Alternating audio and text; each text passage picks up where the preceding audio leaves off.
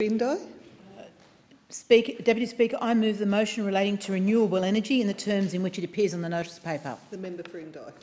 In moving this motion, I call on the government to recognise the community energy sector and the role it can play in achieving the government's policy trifecta of secure, affordable and reliable energy, and demonstrate that this recognition, with a dedicated funding program for community energy projects to support the design, implementation and managing community-specific energy plans and projects. Deputy Speaker, the community energy sector is in its infancy and faces significant regulatory and cultural barriers. However, its strong growth from 2 or 3 groups in 2010 to more than 60 groups today is a clear indication that the sector will play a significant role in the development of future energy policy. Australians, and particularly in regional Australia, are saying loudly and clearly, we want to invest in renewable energy, we want to invest in our own communities, and this will mean jobs, it means investment stays local and communities have ownership of their own power. And despite political uncertainty, the community energy sector has continued to grow. It's going from strength to strength. But in order to play a more significant and solution-focused role in the national debate, they need certainty.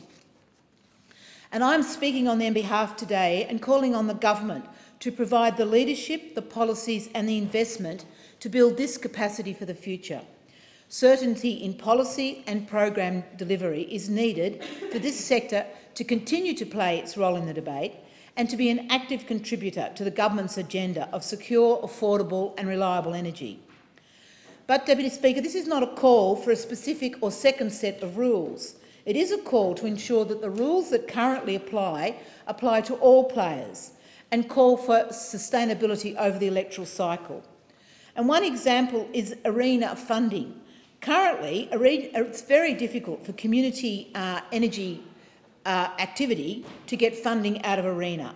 And we are asking ARENA to directly support local community activity. And in September, I will be moving legislation that will put greater emphasis on the support for community energy projects, particularly into the work of ARENA and the Clean Energy Finance Corporation. And in this legislation, I'll call on the government to establish dedicated funding programs for community energy projects that support the design, implementation and management of community-specific programs. Deputy Speaker, just for example, in my electorate alone, we've got enormous activity. Local government is leading the way, and I'd particularly like to acknowledge Indigo and Benalla councils, but Winton Wetlands, Renewable Albury-Wodonga, Totally Renewable Yakandanda, Benalla Sustainability Futures Group, Up to Us Landcare Group in Mansfield, the Wangaratta Sustainability Network, the Murrindindi Climate Network, North East Water and Wodonga and Albury Towards Climate Health are a few of the groups actively working in this area. And I'd also like to acknowledge some of my constituents here today. Welcome, it's lovely to have you here. And I know you too are committed to renewable energy and are doing your bit to make it happen. But today is about calling on the government to do its bit. And as we do this bit, we're creating jobs, we're creating opportunities for people to come and live in the country, we're really growing our economy, but most important, we are supporting our communities to be self-reliant and self-sufficient in their own energy use. The decisions made here in Canberra directly impact on regional communities and how we build resilience and how we create more vibrant and sustainable communities. And the government has told us that it cares about regional Australia. You've heard it regularly, Deputy Speaker.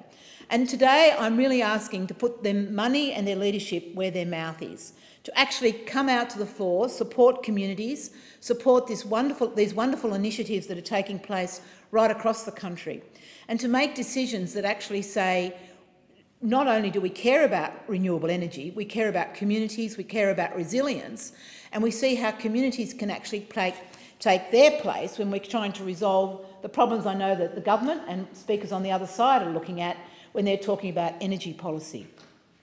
We have seen in our community what happens when government works closely with community.